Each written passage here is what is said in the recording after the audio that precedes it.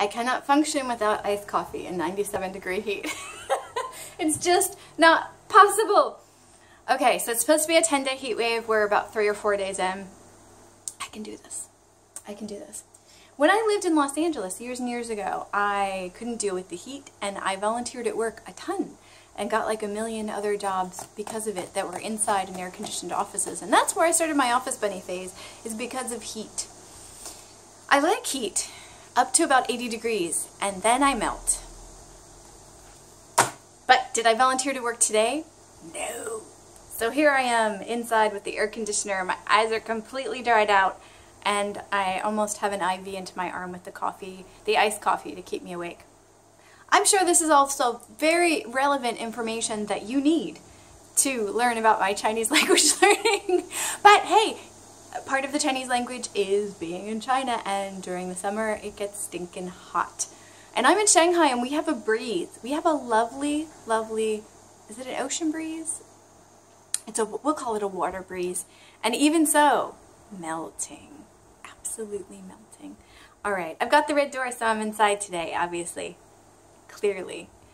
I want to show you some of the things that I started doing this week to help with my language learning. There's a lot of stuff that you've seen already. I've shown you a lot of stuff on Anki, and generally speaking, I just spilled my coffee. That's why I keep looking down. Generally speaking, those don't get a lot of views, so I'm guessing that those aren't terribly interesting for you to see. I probably still make them because part of this video is me tracking my progress, not just showing you, but showing myself via a year or two from now how I got to where I hope that I will get to. But I will probably do a lot less of them because I don't need to do tons of them to show you where I am. What I do want to show you today is some of the social media stuff, either in YouTube, both on Twitter and on YouTube, that I find really, really, really helpful, and that I'm super excited that people are doing. So, Dose of Chinese is the site that we're looking at, and this gentleman here, I've only seen about 3 days of it so far because I've got a lot of different things that I do every day, so I'm trying to pace myself. So what they do is, you can see this one's about a little over a 6-minute video, and they do a different theme every day, and this particular day 3 is names. And what I wanted to show you with this picture is not only does he say the things that are on the screen, but he shows you the characters and he shows you the pinyin. And I am a new fan of seeing both of those at the same time, because just one without the other, especially particularly selfishly for me right now, is really, really not useful. So I find that having both together really, really helps me. They also, as he's saying them, as you can see here, that's red. That's because what he's saying right now. And see how the color is going to change? Ping is the first name. See, I love that. I need color coding in my life when I'm learning and other times. So that's pretty awesome. And what they're doing is, let me show you the different videos. Again, it's a different theme every day. And videos.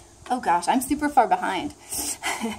So there's the intro, greetings, courtesy words, names, likes and dislikes, nationalities, numbers, pronouns, and dates.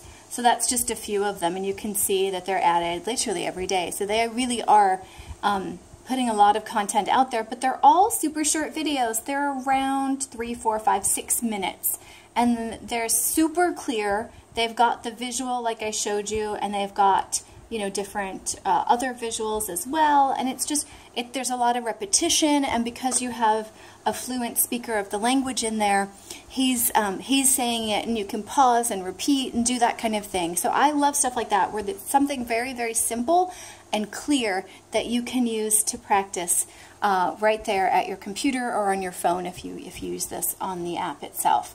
So I totally and completely am a huge fan of Dose of Chinese. I don't remember how long this particular camp is for, but I'm sure they will say that somewhere on here. See, and I'm really super surprised it's only 251 views. I would think that that was, well, they don't have anything in about yet. It's a fairly new channel from what I understand, and I really, really hope that more folks subscribe so that they can stay on and continue to do other camps in addition to this level. So there's that one. Really, really like that one. Now this one here, I cannot say this name, Yi Ya Hanyu, YAHANYU. And they're saying it's an interactive Chinese learning app using 4K vivid videos and man-machine interactive exercises to train Mandarin in a smart way. And as you can see here, this is what I like about this. Non-native speaker. One of my pet peeves in life is the false idea that native speakers are the only ones that can teach you language. I seriously despise this idea. People who are skillful in the language can teach you the language if they want and if they are good at teaching and have had some practice. Let's just make that clear. So this gentleman here is a very good narrator and a very good teacher. Again, similar to the other stuff. Here we go. B-U-T, as in however. Okay, so 不过. Okay, so he's doing a comparison between but and but pronounced these ways, obviously. And this is the one I watched this morning, actually. And although I'm not really at this level of learning the grammar, I like input. And I like knowing that these issues will come up. So when I get there, boom, I can come back to this particular video. But what I like is he understands, or whoever put this channel together understands, that you will have the native speaker bias. So after he's done reading it, and I think he sounds damn good, but here. Or you can also say, 我不喜欢吃蔬菜，不过我喜欢吃肉。我不喜欢吃蔬菜，但我喜欢吃肉。 So clearly, to get rid of those naysayers, or to placate them, he's reading it, and then he's having a native speaker of Chinese read it as well. And also, not only does it get rid of, you know, the people that are going to comment on, oh, I can't learn Chinese from a non-native speaker, but, it gives you two different ways that it's being pronounced. Although it is a similar pronunciation, it does give you an idea of the variation, so that if yours is a little bit off, but close enough, then you don't feel like a freak for not sounding like the one way it should be said. I love this. And let's look at all the videos they have here.